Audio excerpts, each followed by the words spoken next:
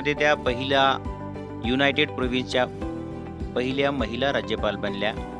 Indian viewers ही त्यांची एक छोटी कविता आहे की ज्यामध्ये विणकरांकडून 3 वेगवेगळ्या प्रकारची वस्त्र विणली जात आहेत आणि त्या 3 वेगवेगळ्या वस्त्रांमधून त्यांनी मानवी आयुष्यातील 3 टप्पे या ठिकाणी व्यक्त केलेले आहेत. पहिला टप्पा आहे बालपण, दुसरा तारुण्य आणि तिसरा टप्पा आहे म्हातारपण. या कवितेमधून त्यांनी ज्या रंगांचा उल्लेख केलेला आहे तर त्या रंगांमधून मानवी आयुष्याच्या ह्या 3 वेगवेगळ्या अवस्था व्यक्त केलेल्या आहेत. सुरुवातीला मी ही संपूर्ण कविता वाचेन आणि त्यानंतर स्टांजा वाईज या कवितेचं एक्सप्लेनेशन दोन्ही भाषेतून इंग्रजी आणि मराठीतून करेन. Indian weavers weaving at the break of a day, why do you weave a garment so gay? Blue as the wing of a Hessian wild, we weave the robes of a newborn child. Weavers weaving at the fall of night, why do you weave a garment so bright? Like the plumes of a peacock, purple and green, we weave the marriage veils of a queen. Weavers weaving solemn and still, what do you weave in the moonlight chill?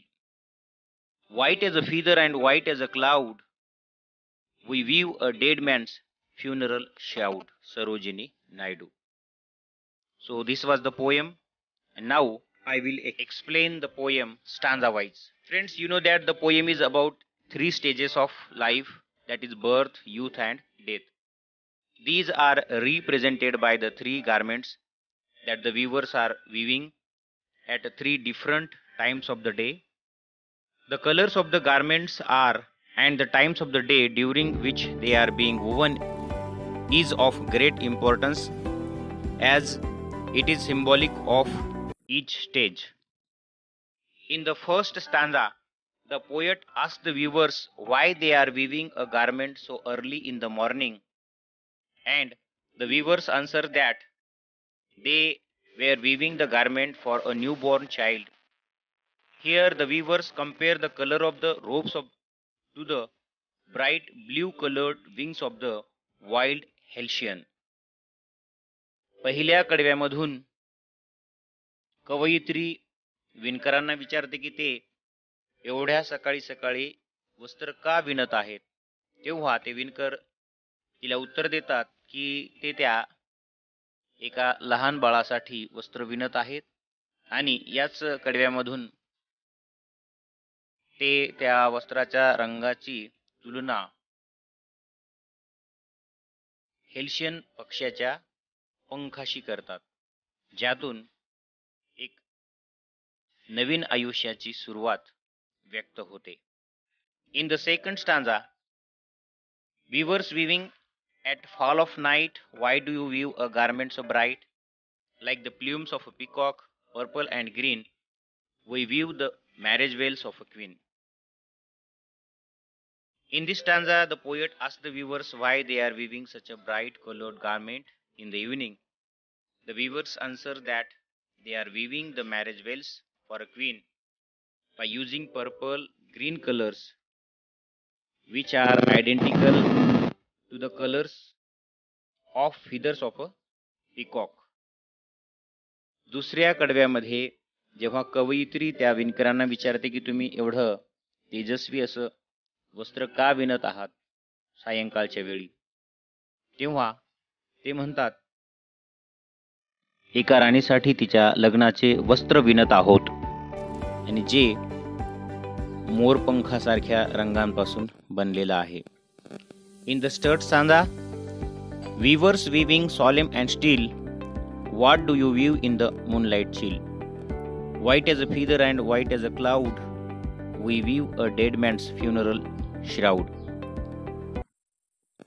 पहिल्या आणि दुसऱ्या स्टांजाप्रमाणेच the weavers told that they are weaving silently. When the poet asked them that why they are weaving in the chilly moonlight, they reply that they are weaving a shroud for a dead man. The garment is white and the garment is like a feather, or that is a color of a cloud. The white color and the midnight chill relate to the death.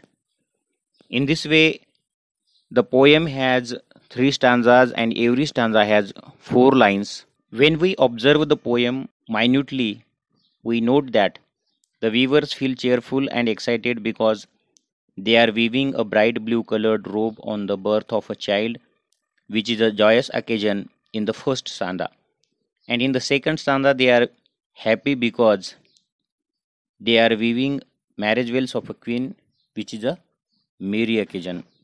But in the last third stanza, the weavers feel sad and depressed because they are silently and seriously weaving a funeral shroud on the death of a man, which is a sad occasion. Friends, you may have noticed that in the beginning of each stanza, the poet asks a question. It stirs our senses of inquiry and wonderment. It gets the reader curious to know about the nature of the garment woven by the weaver and the reason behind weaving that garment at the particular time. The lines used to raise those questions also serve the purpose of adding the effect of alliteration as a figure of speech in the poem. Friends, in the next video, we will study appreciation of the poem Indian Weavers. Till then, goodbye. Thank you for watching this video.